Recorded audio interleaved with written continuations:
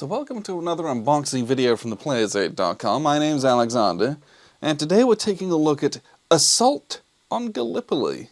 This is from an Australian company, I believe, called Gecko Games. So this is a two-player World War I kind of area game based on the Commonwealth landings at Gallipoli. It being an Australian game, or an Australian company.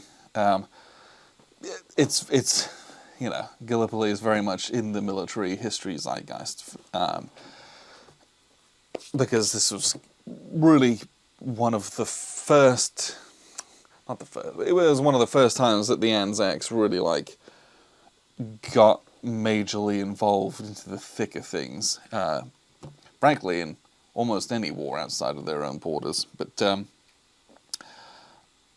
I always like a Gallipoli game. It's always interesting. I think it's a fascinating historical topic period, but was this game released this year? This is a game that Grant purchased and had it shipped over from Oz, and so it's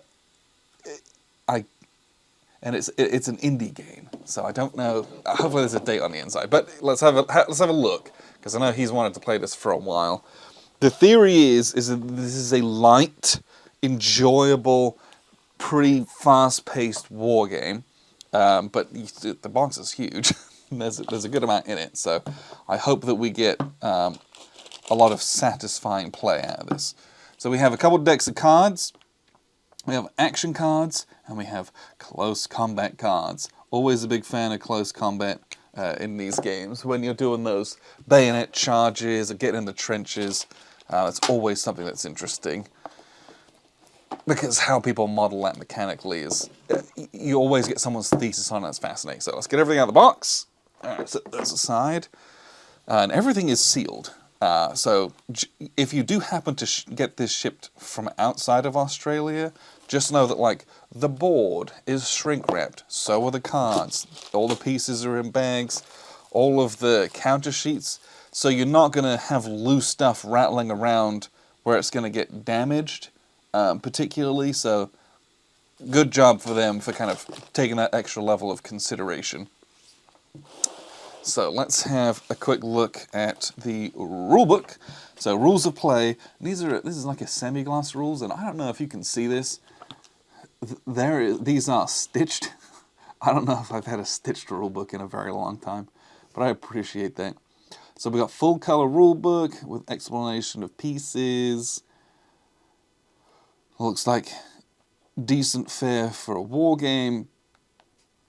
The killing time track, wonderful. So this is an example of play at the back with his explanation of cards. So the rules themselves are 15 pages, which isn't terrible. 15 pages, and a lot of that are these green and yellow examples or big pictures. So actual rules, probably not that bad. Then we have our scenario booklets. So there's a unit guide for the Anzacs and a unit guide for the Turks. Let's have a little look at what we got in here. Scenario 1, the Anzac landings. And so let's open up the Turkish one. Is this scenario 1? Okay. That's a lot of pieces, honestly. So I think this is, for scenario 1, this is all the Anzac pieces that you're going to have, with the reinforcements in turn 2, 3, and 4. These are all the Turkish units that you're going to have, with reinforcements in 2, 3, and 4. And this has little VP cubes that you're going to put in the areas to help you mark how many VPs each thing's worth in each given scenario. As I guess 5 turns for this scenario. And they got strategy tips, and those are different for the Anzac and for the Turk player, so that's nice. Scenario 2, very similar kind of format, so we don't need to look at both of those necessarily, but 3, 4, 5. So I think this is the grand campaign. Scenario 3 and 4,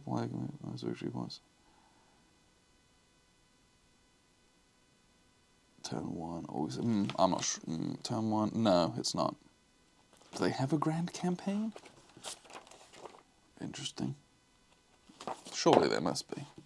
And there might not be. It could be that they time jump. I don't know. I'll have to figure that out. But they do have an alternate close combat method for solo play. So that is interesting. That was not at the back of the Turkish one. Because it looks like there's card play for that. So very curious to see how that goes. So that's kind of the rules. Let's have a look at this board. And this is a fully mounted map board. You see this is big square. This is going to end up being kind of a large board, I think. It is Axis and Allies style. With its size and shape. Instead of being the smaller rectangular pieces. So let's open this up. If I can. There we go.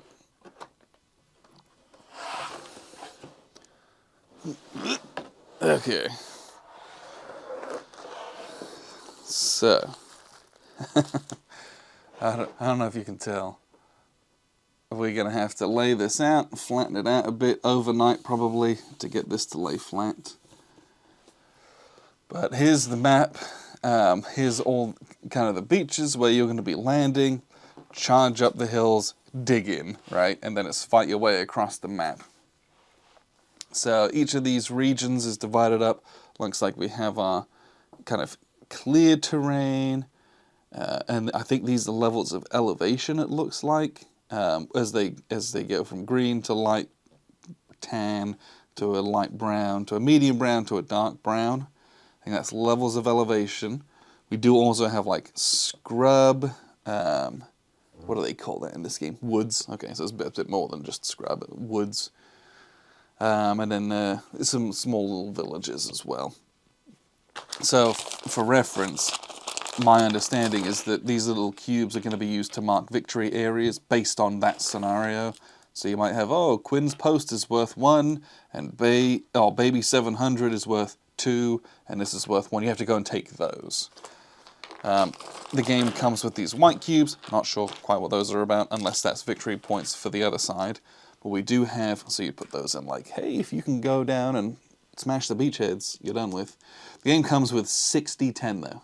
And these are D10 that have the 10 on them, and not the 0. So try to roll high, hopefully. Or low, depending on what the game wants. But anytime you've got the 10 printed on there, surely that's what you're looking for. You're looking for the 10 with authority.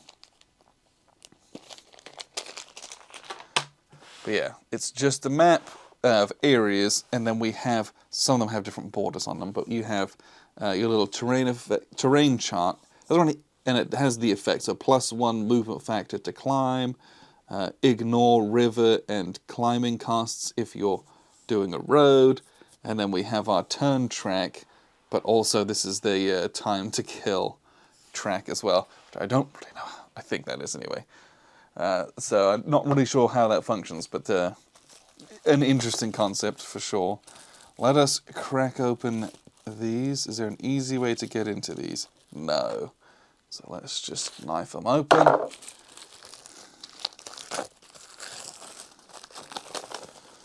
So this sheet has on it some British units. And then we also have down here some Irish units. And then we have Indian artillery, although they did not put, it's just got the British flag on them as well. But really like that they went the extra mile with the detail of having different pictures. Like there's the artillery piece with the mule next to him, that's always great. The machine gun, got this nice Vickers set up. We have these landing ships and naval vessels to support.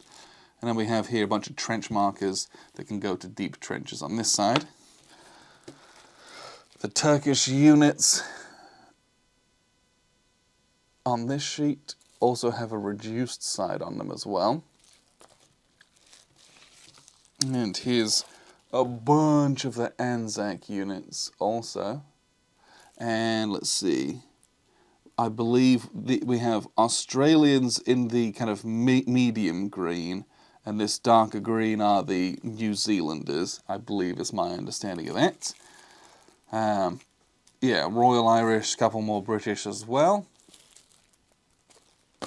And the last one that we didn't look at were this big old pile of Turkish units of different types as well. And I'm not 100% sure what the difference is between these, with the dark red, the medium red, and these more tan ones. I presume that's different kind of troop types, because they look like they all have the Turkish flag on them. But these are pre-round encounters. They punch decently enough out of here, but they don't have corner nubs. They have very minor top and side nubs, but not really in any meaningful way that's going to affect gameplay or stacking or anything like that. But yeah, you can put a bunch of trenches out that give terrain effects modifiers in those spaces, and then all your different units moving across the board as well. But what we'll do is we'll move on to the cards. So we have the close combat cards, which, based on the fact that they have different close combat rules for solitaire play, I would imagine that you have like a card off, if that makes sense. You commit cards, or you might play certain cards. Hey, I'm going to put this down, and you're going to do, something else to kind of counter that. And I've got a creeping barrage, and then afterwards we're going to do a bayonet charge. Or I've got machine guns in my reserve trench. So, but based on the fact they got different solo rules, I presume you play some of these hidden, or you kind of stack these up and then reveal them. But those are close combat cards. Action cards, of which there is a big old deck of these. Low ammo cards, aerial reconnaissance cards, coordinated attack, night attacks. Ugh, can't imagine that's so much fun. Forced marches, keep moving, snipers, heroic act, luck, water shortages, submarine attacks, barbed wire, all the nasty stuff. And it tells you specifically down here what you're going to do. But they've the illustrations are really nice in that. Is that Mata Hari? That's pretty funny. But they've gone out of their way to hire an artist, and it has consistent style across, like the backs of cards on the counters.